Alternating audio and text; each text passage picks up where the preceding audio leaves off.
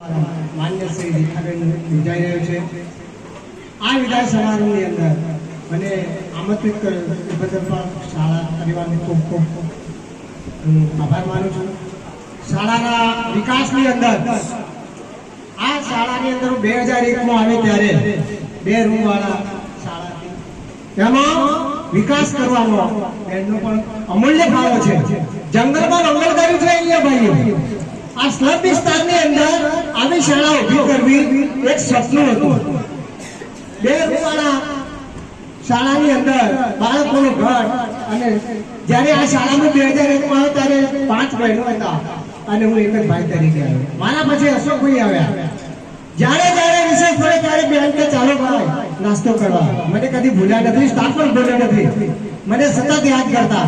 એમનું કોઈ પણ પ્રવૃત્તિ હોય, રમત ગમત હોય, ચાહે ચિત્ર સ્પર્ધા હોય, સીઆરસીની અંદર અમે ભાગ લઈએ ત્યારે 5 અમે એવોર્ડ મેળવેલા છે। આ શાળાએ એ એમની પણ મહેનત છે, એમને પણ ખરેખર ખૂબ મહેનત કરી છે। મિત્રો તાળીઓ પાડો, તાળીઓ પાડવાના પૈસા લેવાનો નથી હો, ભલે કરે બરાબર, એ શાળાના વિકાસ છે। પાયાનું સિંચન, એજ્યુકેશન લાઈફ ઇઝ સેલ્ફ, કેળવણી જીવનનો પાયો છે, અને અમને જે સાચી કેળવણી આપી છે બાળકોને, એ આજે એમનું સન્માન થાય છે। એમને જે શિક્ષણ આપ્યું છે એનું આજે સન્માન થાય છે।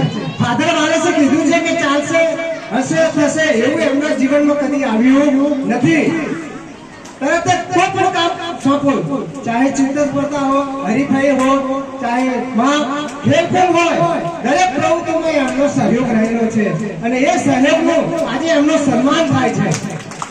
બરાબર, એમનું ફેમિલીની અંદર તમામ સગા સ્નેહીજનો, તમામ સગાવાળા, રામોગા સેન્ટરના આચાર્યશ્રી, આ બધા અત્યારે ભલા છીએ, ખરેખર ખૂબ ખૂબ ધન્યવાદ છે। એમનું પાછલું જીવન સુખમય, શાંતિમય, આરોગ્યમય, પ્રશાંત, ભગવાન શ્રીને પ્રાર્થના કરું છું। ખૂબ ખૂબ ધન્યવાદ। જય